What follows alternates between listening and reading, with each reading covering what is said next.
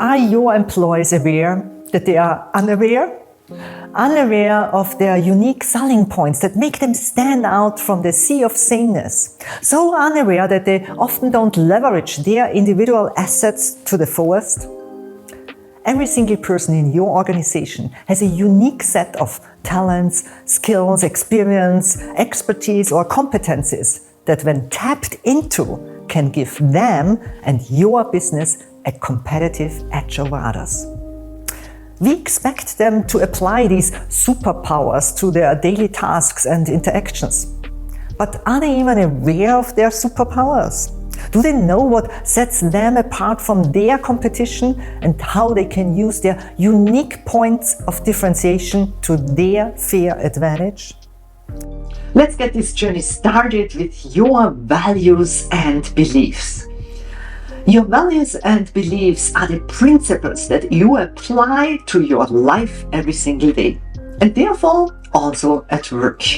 Those are core principles that are important and relevant to you. And it is easy to instantly go there into areas, for example, trust or being reliable or being professional, because those are prestigious terms we would like to have in our life.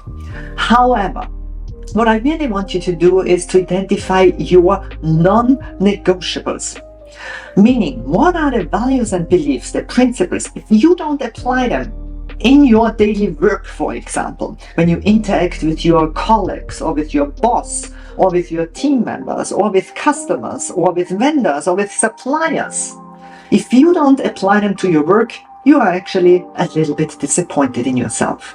And even worse, if you interact with somebody who does not apply those values and beliefs to their products or work results that they deliver to you, then you get really disappointed.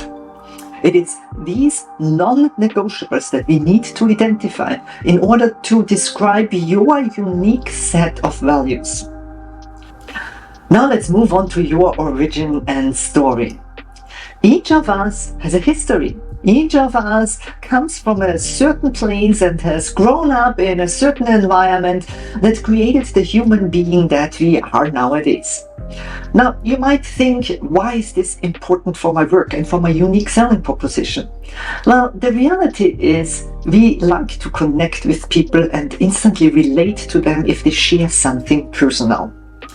Secondly, it is important for you to not just share your origin and story, but also bring it into some sort of context why that origin and story made you the human being and the professional that you are nowadays, and how somebody you interact with could actually benefit from. So let's imagine you have grown up with 17 siblings. Well, that is unique and something you should share, but tell us why, because nowadays, for example, you might be great in conflict resolution, or you might be a great team worker, or it has impacted your organization skills. Or if you have traveled around the world as a child or grow up on 5 different continents, then for example, that says something about your cultural awareness. So what I want you to write down with a few notes now is, tell us about your origin and tell us about your story and how it impacts you nowadays as a professional in the workplace, and how others can instantly understand that they can benefit from the learnings you have from this history. Natural gifts and talents, however, you were born with. It is something that is ingrained into your DNA from the very first day you entered this planet Earth. That's the reason why I want you to go back into your childhood. Think about something you have always been great as a child. Something where you feel it came naturally to you. Something where you see proof that you have been successful in it as a child already. And nowadays, when you look into your work environment and into the way you handle things, you might find proof too that this is actually something you have always been naturally gifted in.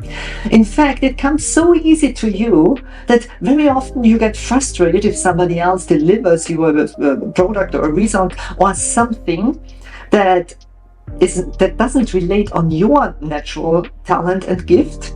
You get disappointed when you think, why is this so hard to you? because it's so easy to you. Your natural talents and gifts feel easy to you because you have them in you your entire life. But that doesn't mean that others in your organization or outside your organization have the same natural talents and gifts. That's why it's not easy to them. This might be one of the hardest questions I ask you today, I admit, because now we are talking about your competition and how you dominate your competition. First of all, let's discuss who is your competitor. Yes, it would be easy to think internally it is somebody who has a job, for example, that you would like to have, but I want you to take the outside perspective. Who is your biggest competitor on the market? Who sells a similar product or service that you sell and that you would consider as your main competitor? Please write that name down. It might be the name of a professional who is in a similar area than you, or another organization or a small company. And once you have identified that competitor, I want you to think of one more. And that will be the harder one. Who could be a future competitor? Well, you might think, I can't look into the future and I don't know who that competitor might be, but think a little bit around the corner. Let's take, for example, artificial intelligence. Could be a huge competition in your industry. What does it take over right now that you do at the moment to produce your results for your customers? So think about your current competitors, but also possibly about future competitors. And now here comes the most difficult question. What do you do different than your competitor? Well, you might think that's not different because we offer better customer service, or we deliver faster than our competitors, or we are cheaper. But wait, that doesn't mean that you are different. That means you might just be better. And I promise you, if I would walk over to your competitor and ask them, do you also deliver great customer service? Guess what they will say? Of course we do. And we do it even better than you. So this method would bring you into a comparison trap where you constantly compare yourself with your competitors, and you will always lose the comparison trap, because even if you identify something right now where you compare yourself to your competitors and say we offer something that is better, they will instantly try to catch up. So we need something where they can't catch up, because only you and only you can offer that. Something that is different. Something that only you offer on the market and your competitor can't and will never be able to. Now, when you look at this sheet, aren't you excited? Right at the beginning, I asked you, what is unique about you? Some struggled to answer that question, and some gave great responses, but still very common responses. And now when you look into your sheet, you will find 15 unique selling points that only you have. And it is the combination of those 15 unique selling points that make you stand out from the crowd, from the sea of sameness, that only you have to offer. And in the next step, we will draft a unique selling proposition.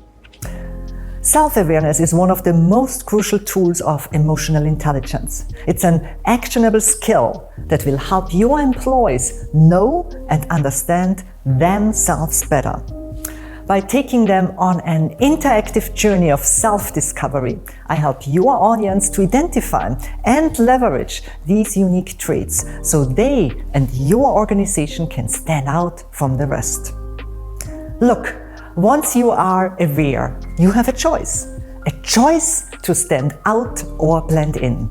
A choice to think about how you show up at work and represent yourself and your organization. A choice to apply your unique assets to improve your performance. A choice to use your superpowers to give you a competitive, fair advantage. It's the power of choice that makes self-awareness and emotional intelligence so relevant in today's workplace.